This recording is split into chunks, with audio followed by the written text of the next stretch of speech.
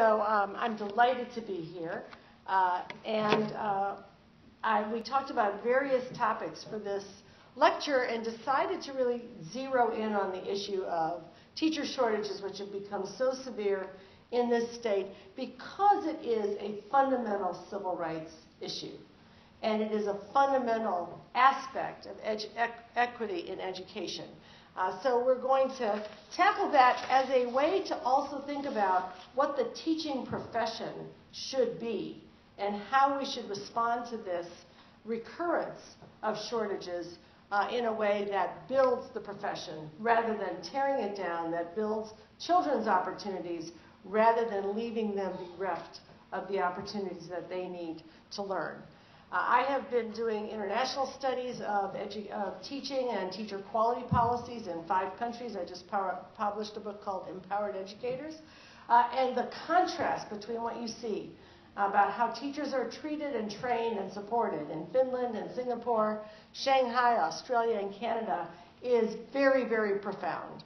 And it just does not seem right that in the 8th largest economy in the world, or maybe it's the 6th that goes around, bounces around up there, in this great state of California, where we've done so much to rethink education and to promote a more equitable system with the local control funding formula, that we would leave this issue unattended in a way that will undermine everything else that we are trying to do.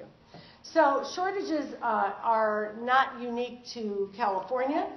The national headlines that you've been seeing over the last few years about teacher shortages are all across the nation, and people are responding in various ways, some of them ways that are increasing the attractions to teachers, and others are reducing the standards to get warm bodies into the classroom.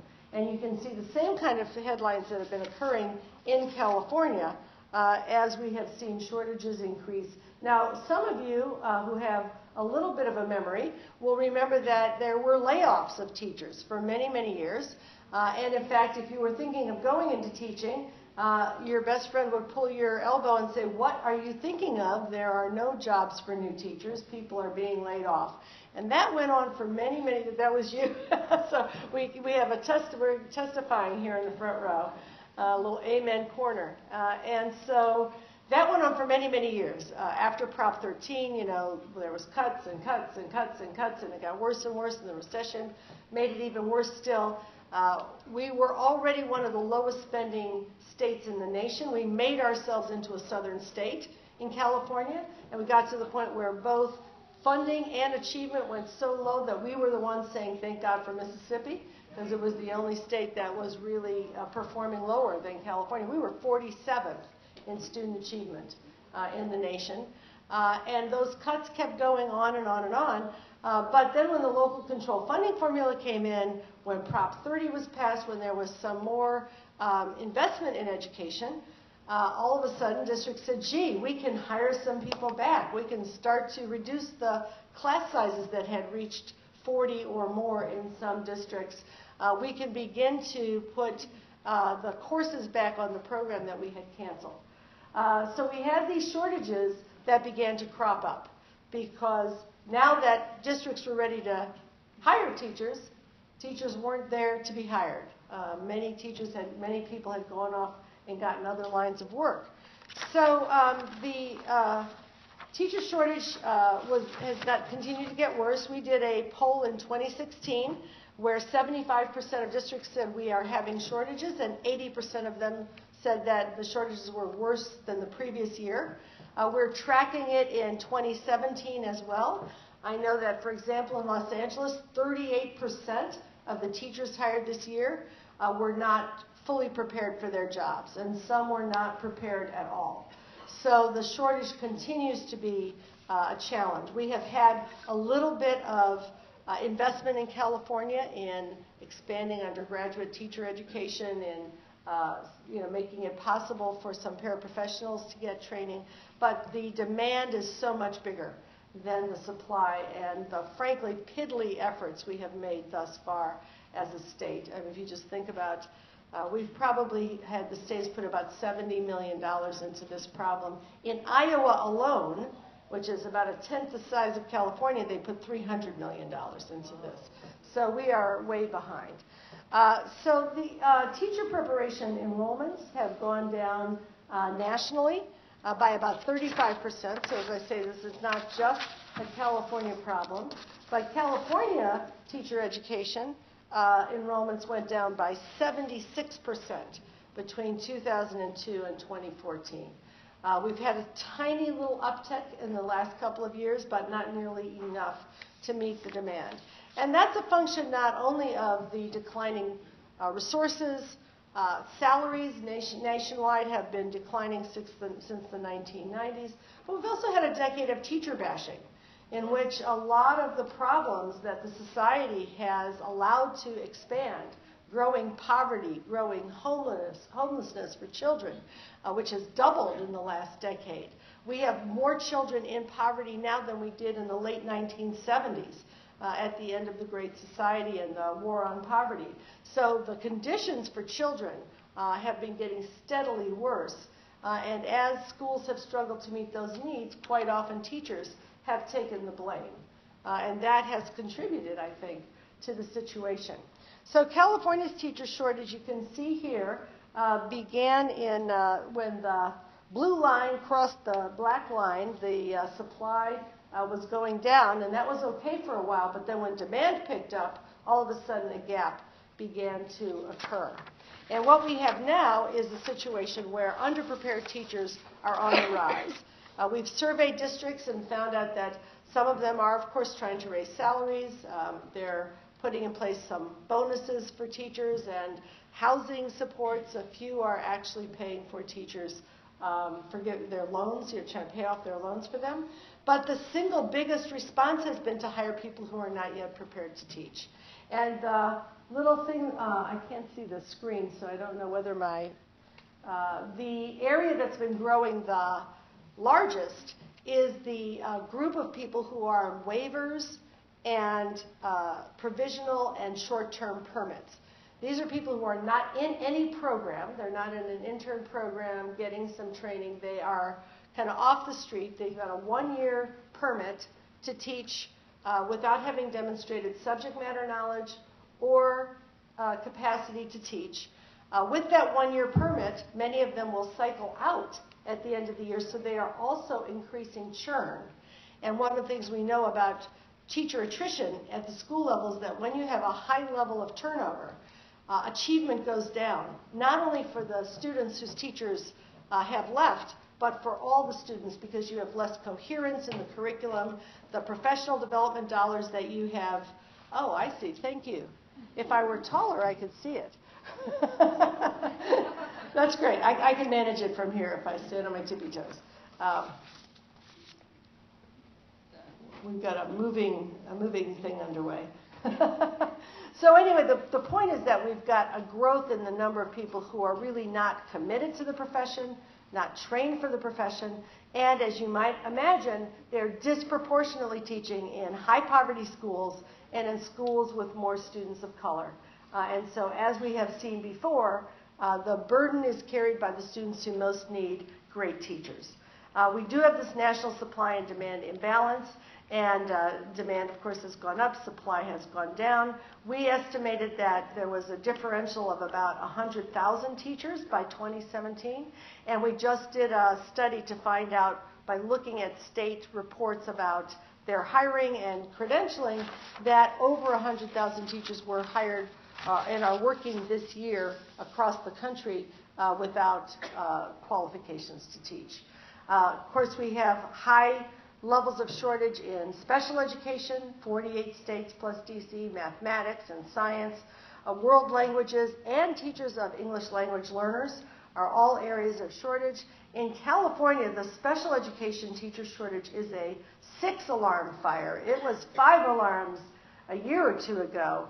The level of churn, the number of teachers who are coming in, so many children with the greatest learning needs are being taught by unprepared teachers and teachers' aides who are also unprepared, who are cycling in and out because the state has not stepped up to do what we need to do to actually create the incentives and the supports for people to come into this field.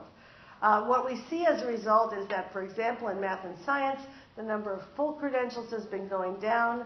The number of substandard credentials has been going up in both of those fields. And the same pattern is true in special education.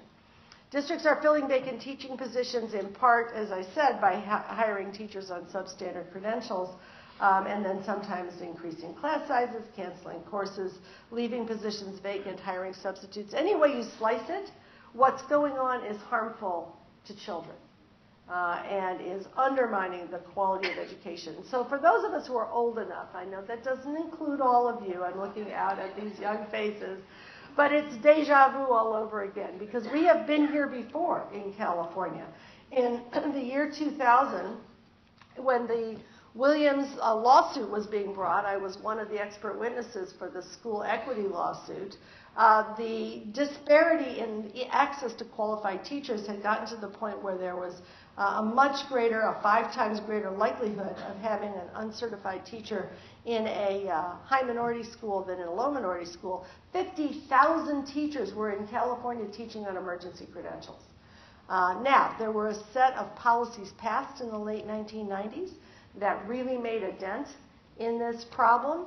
No Child Left Behind was passed, and while it was a complicated law with all kinds of ups and downs, it called for highly qualified teachers, and that did drive some incentives to solve some of the problem.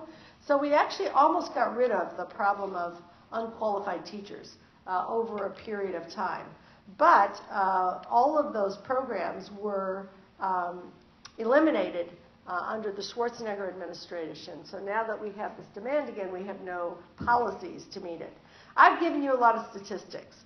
I want to give you a human look at what it means to have this kind of situation in schools. And I'm going to show you a little clip from the Oakland Public Schools from that earlier era. And if my technology buddy can start the video.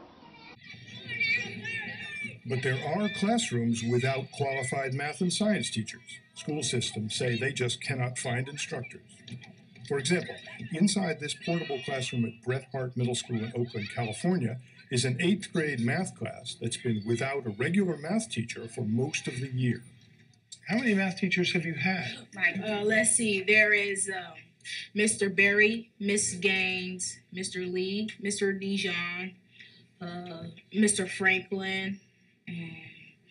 Coach Brown was one of our substitutes one day. So we had Miss Nakasako, we had Miss Gaines, we had Miss Elmore, we had this other man named, he had like curly hair. His name was Mr. Barry. So you've had so many teachers you can't remember all their names. Yeah. A few miles away at Oakland High School, this 9th grade science class has had nothing but substitutes all year long. The entire year without a certified science teacher. Wow, what has that been like? Having, 16 teachers or 7 or 9 during the year? It's just weird. It's like we have to get used to a new teacher every couple of weeks or so. Yeah, I'm feeling shorthanded because this is the 3rd year. Ever since I've gotten in junior high school, I haven't had a science teacher. So you've had substitutes? All 3 years. All we learn is like the same thing all over again. When a new teacher comes, sometimes we gotta skip chapters and start all over again, and it's difficult. Have you learned much science this year? Nope. Not really. Haven't had a chance to. It breaks my heart. Nancy Caruso teaches science at Oakland High School. People have come from those classes over there, and they come down and they beg me, can I get into your class? Please, I want to learn. I need a science class. And they're not getting it. So this is where we are getting back to. Half of the teachers who came in last year were given permits to come in without training. Many of the classes are being staffed again by substitute teachers. And if you notice, not a single child who we saw in this video was white. All students of color.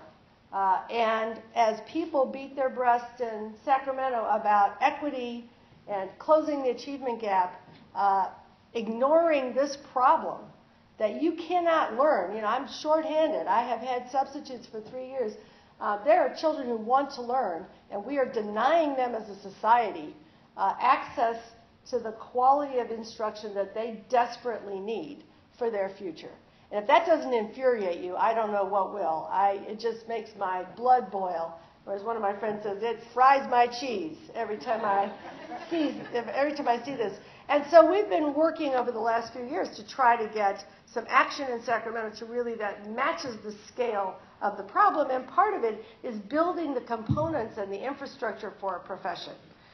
So we're going to talk a minute about what that is. But one of the challenges is that when we bring teachers in without full preparation, and bless the heart of every person who volunteers to teach, because it is a hard work, it is challenging, it is always more demanding than we think it's going to be when we go into the profession. I was one of the teachers who came in on an intern credential in the shortages of the early 70s and learned quickly how much I needed to know and how much I didn't know by not having had access to the knowledge base. So I spent much of my career looking under rocks for pieces of knowledge, and I was furious to find out that the knowledge actually existed, but they didn't organize it in a way that I would get access to it as I needed to have it to do the best work for my students.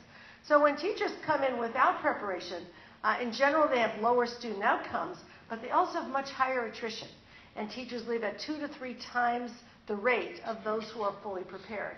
So when we deal with shortages this way, we're just exacerbating the problem. We're just creating a leaky bucket with more churn, which is discouraging both to the teachers who want to do good work, as well as to the students who experience the teachers.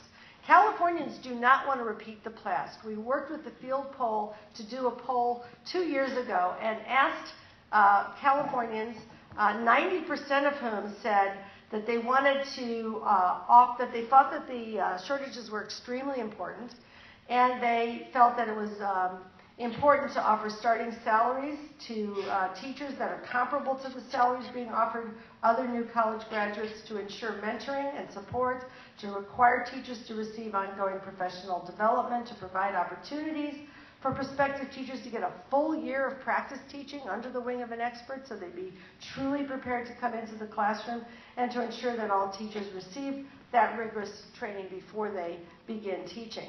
So the public gets this issue.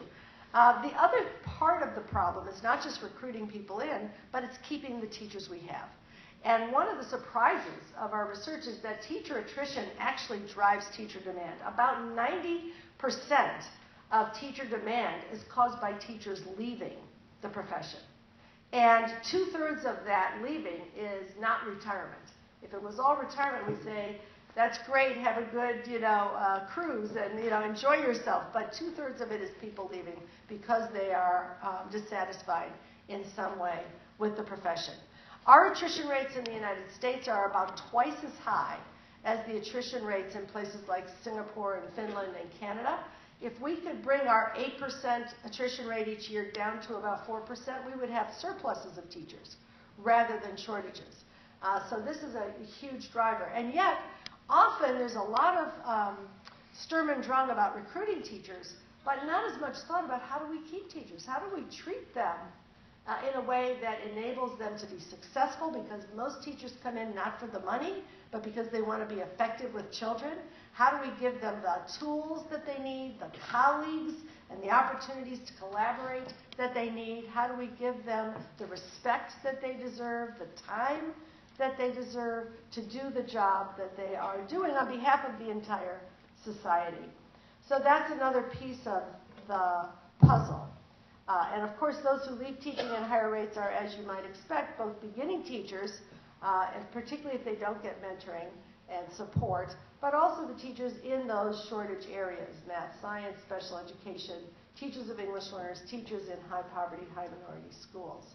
And they leave for reasons primarily of dissatisfaction. This national poll was taken when NCLB was still in effect, and the number one reason of dissatisfaction given was accountability pressures.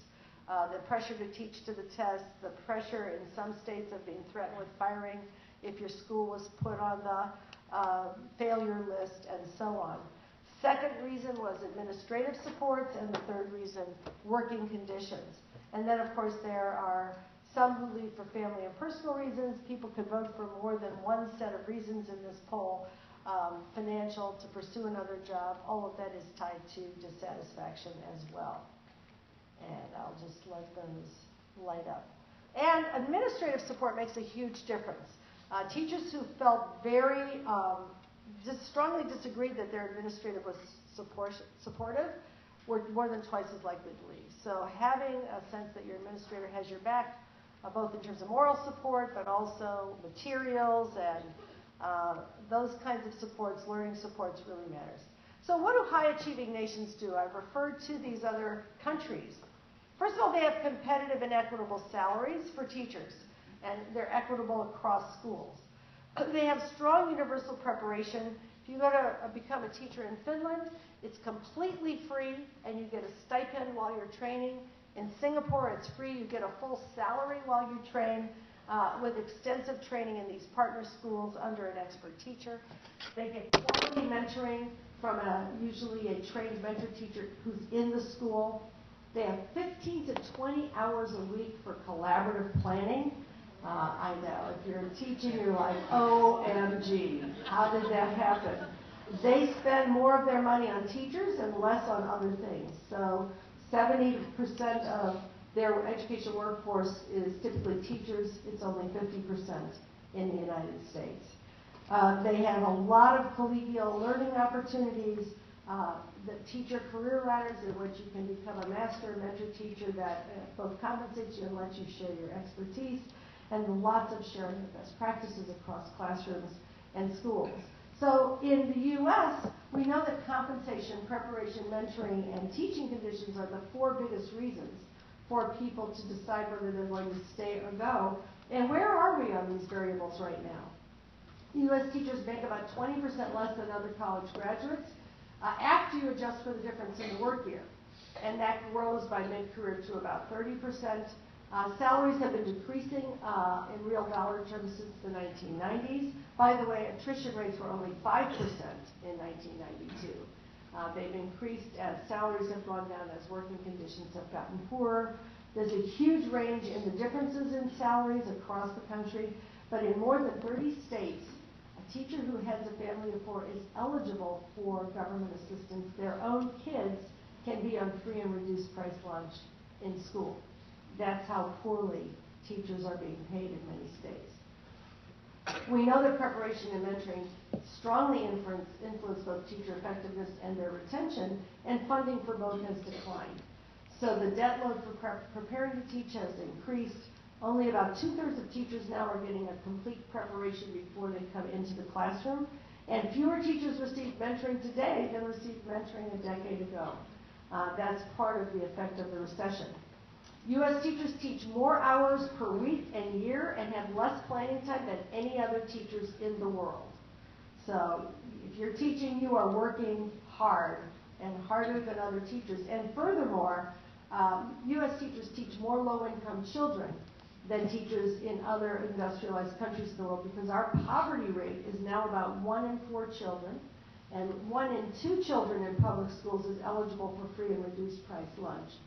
In other countries that are industrialized countries, poverty rates never exceed about 10% for children, and then if you take into account their safety net, free national health care, food security and housing programs, the poverty rate for children in terms of how it actually plays out in their life conditions is much, much lower. If you look at our tattered safety net, our poverty rate decreases almost not at all. Because we have so few supports. And if you're working in urban schools, you know that, because you see it every day in what goes on with your children.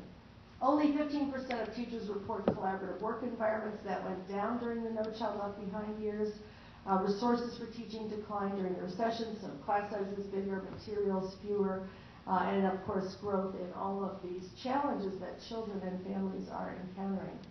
So we recommend 4 sets of policy recommendations. One, of course, is better compensation packages. Salaries need to become both more competitive, but also more equitable across districts so that you don't have some districts. Right now, what's happening across the state is districts are poaching from each other.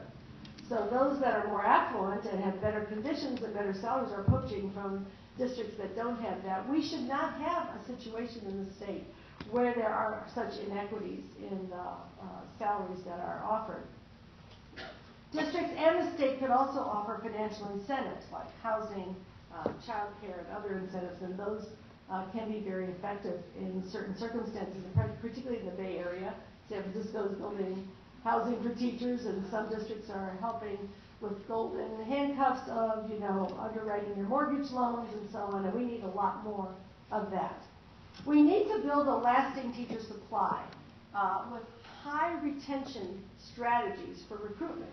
So this means we need forgivable loans and scholarships. In this state, we should say, if you will teach, we will pay for your education.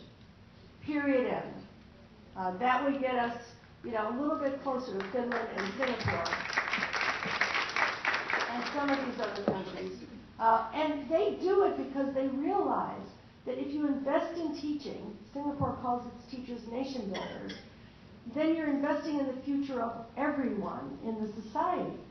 That teaching is the profession on which all other professions depend. How are we going to meet the new Common Core standards in math and ELA if half the math teachers are coming in without preparation to teach math? You can't get there from here. You have to make those investments. We also need high retention pathways, which means strong teacher education programs that offer a full year of clinical practice under the wing of an expert teacher, preferably in a teaching school, like a professional development school that's organized to support the student teachers who are in it. Some 10 districts around the state at least have started teacher residency programs which allow you to come in, teach under the wing of an expert teacher in a high-need district while you're taking your credentialing coursework that's wrapped around your clinical experience. You end in a year with a credential, master's degree. The district has paid for all of this. Then you owe them 3 or 4 years of service. It's not a bad bargain because then you stop the churn. And you've learned how to teach in that district. So you're right there ready to work with those children, having learned from the best teachers in that district. So that's a strategy that has been advocated in Sacramento. There have been some bills. They've been passed. They have not yet been signed.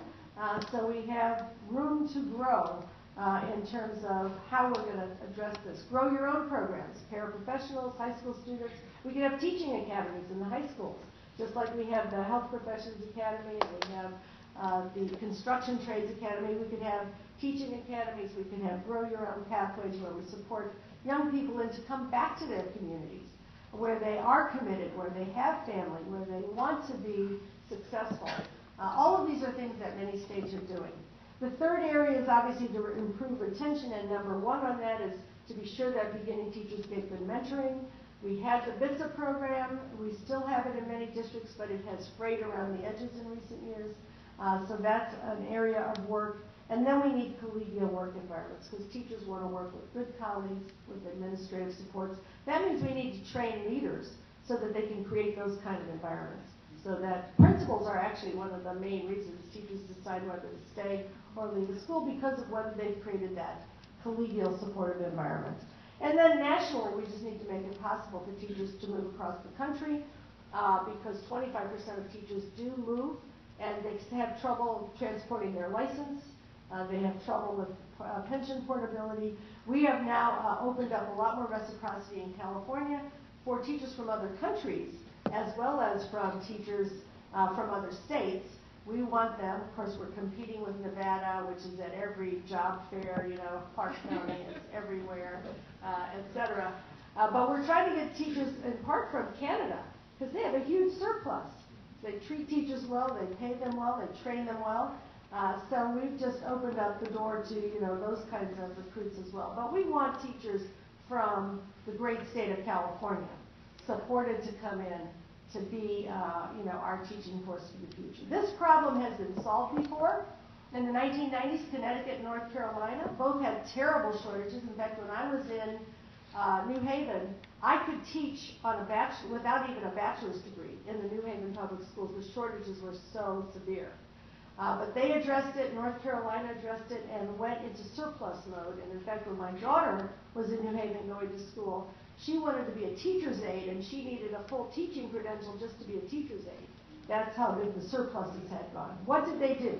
They increased salaries. They equalized salaries so that everybody had good salaries in all the districts. They offered service scholarships and loans so that people could afford to come in. They raised standards for teacher preparation because when teachers know more, they stay longer and they do better. And so they help teachers learn how to teach special needs students, how to teach English learners, how to teach literacy across the curriculum, as well as how to teach their content area. They introduced strong mentoring systems and trained the mentors so that they could be successful, offered high-quality professional development, free of charge, across the state, readily available for everyone, and then they trained principals to be good supporters of teaching. While they were doing that, California was discontinuing all of the incentive programs that it had once passed, which had helped us solve this teacher shortage problem. So at this point, where are we? We have recently reinstated the CalTeach program to support recruitment, but we have had bills passed and not signed to provide service scholarships and forgivable loans to teachers so that they can afford to become prepared and to teach in our schools.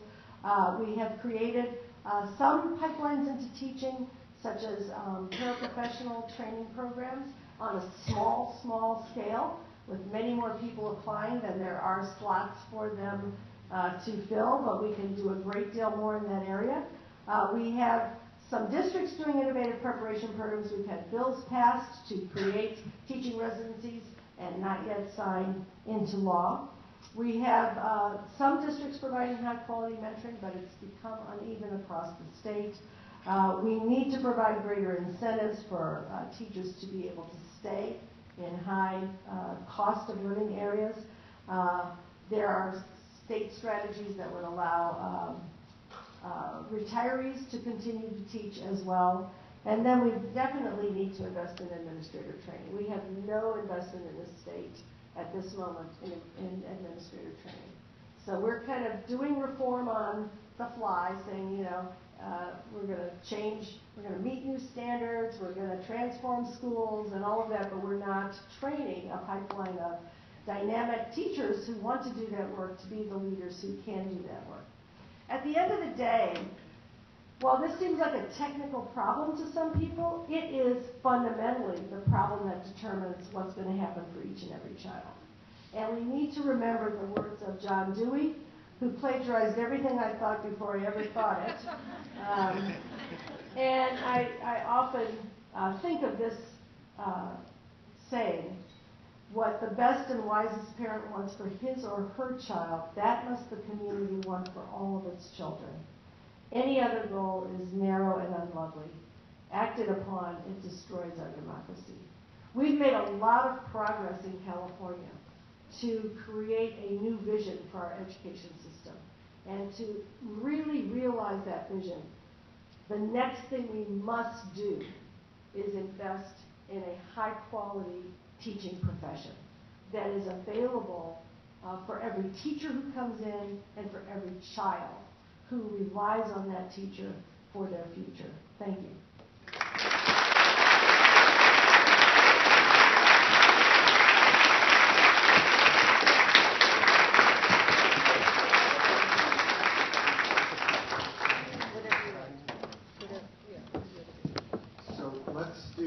One or two questions, and then we'll do a book signing, but you have to promise me that they're not statements designed as questions. So we have Susan over here and one over here.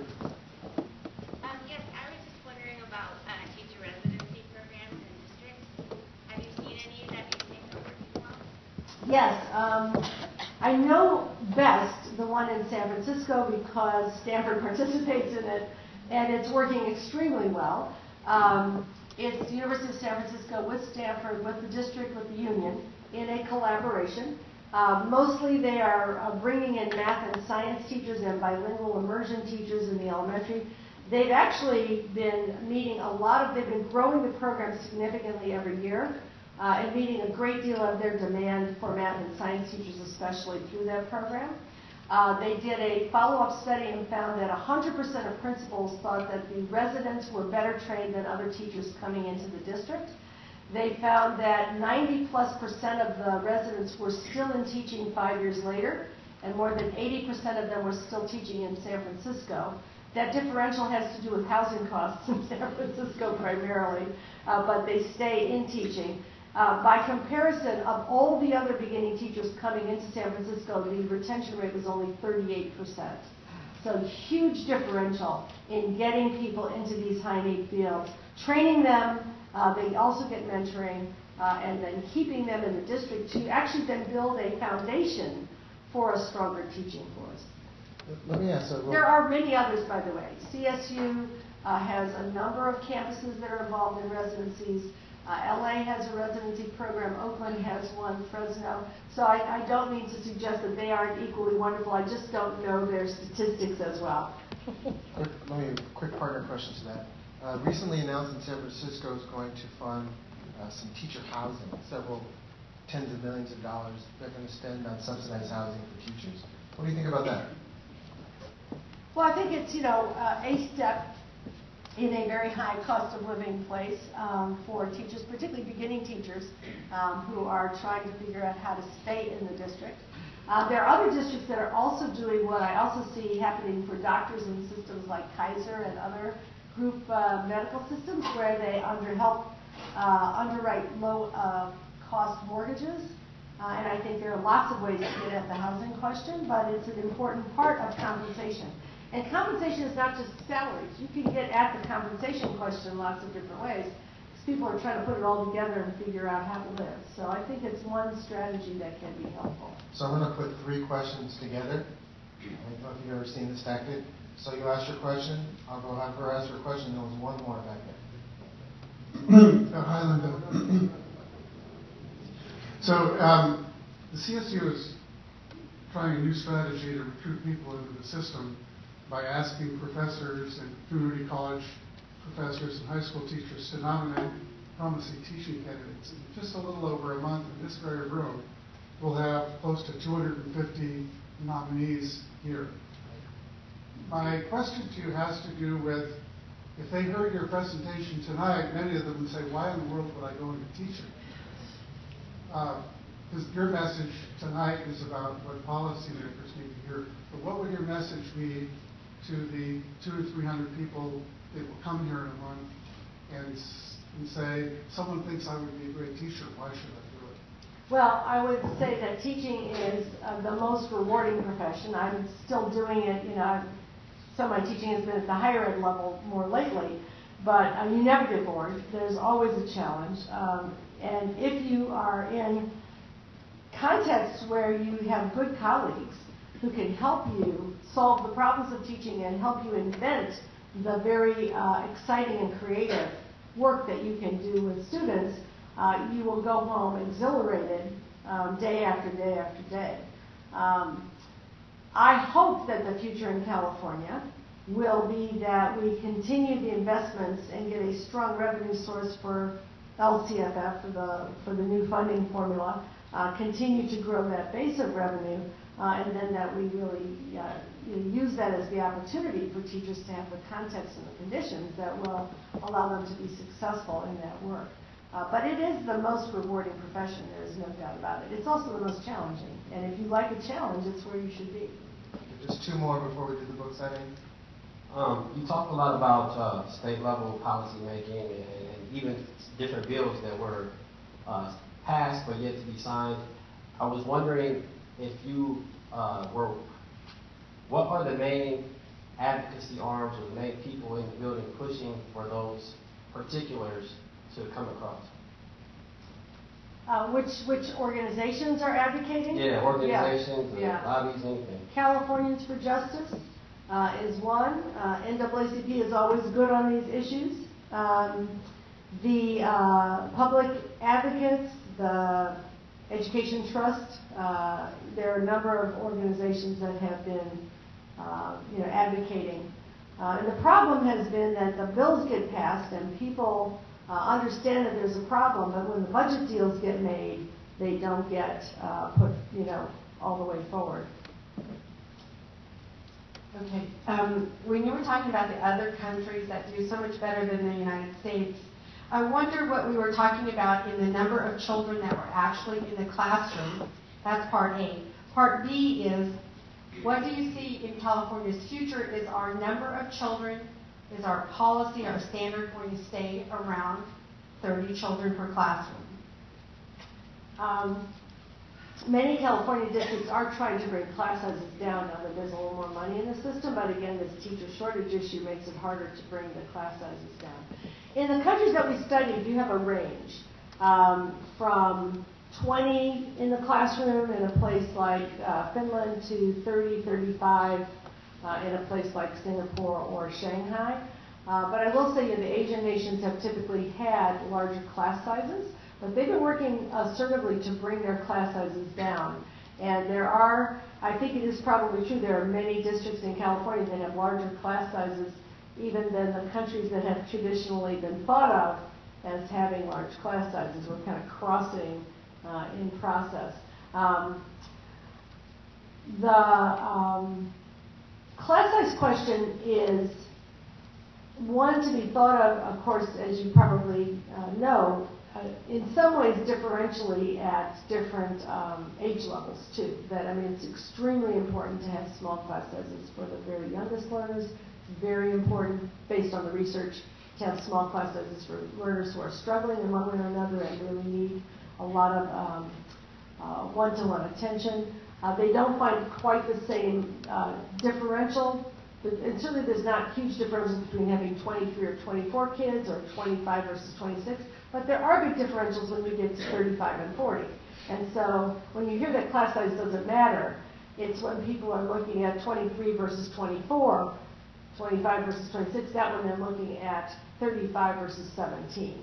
And that's going to be a challenge for many districts in California to continue to get back to a reasonable level of class sizes. And to do that in strategic ways. One of the things that districts are going to have to look at is how overall funds are being spent and how much is making its way to the classroom as well, as more money does come back into the system. I know I said one more question, but I want to make sure that we have one question from the side. Yes, thank you. My name is Evan, and I'm a professor here in the Deaf Studies program, and my wife is from Canada. I'm an American, and my spouse teaches in the public school system, grade 1. And so there's one statistic we're talking about special education, so deaf and disabled kids.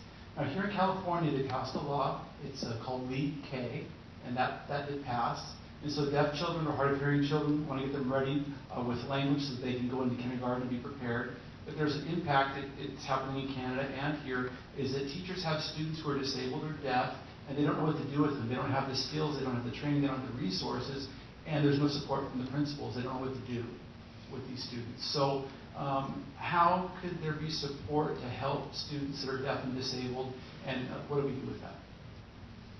It's a big lot of questions.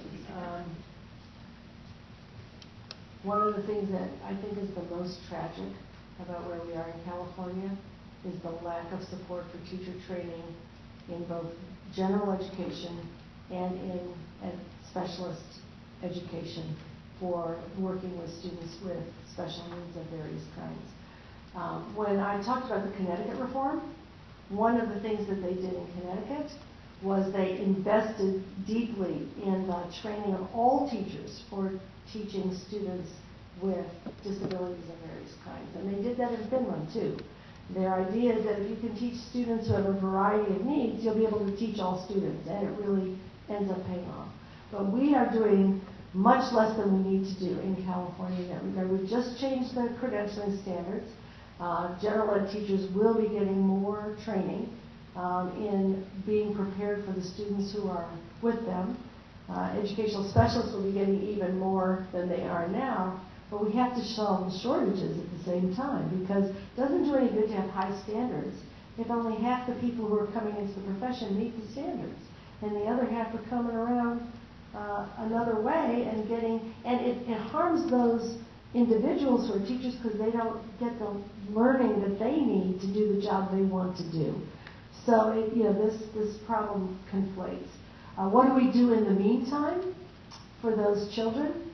Unfortunately, what often ends up happening, and this is true in California, is that rather than being in a mainstream setting, they're in a segregated setting. And we have less mainstreaming in California than most other states.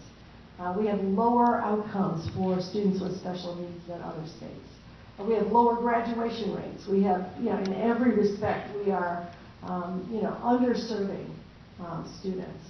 So I would say advocate, get out there, get whatever organizations you belong to activated this year in Sacramento for the kinds of investments that we need to have so that we don't have to answer that question in a way that is basically throwing away the opportunities that those children could otherwise have for the kind of education that we want them to have.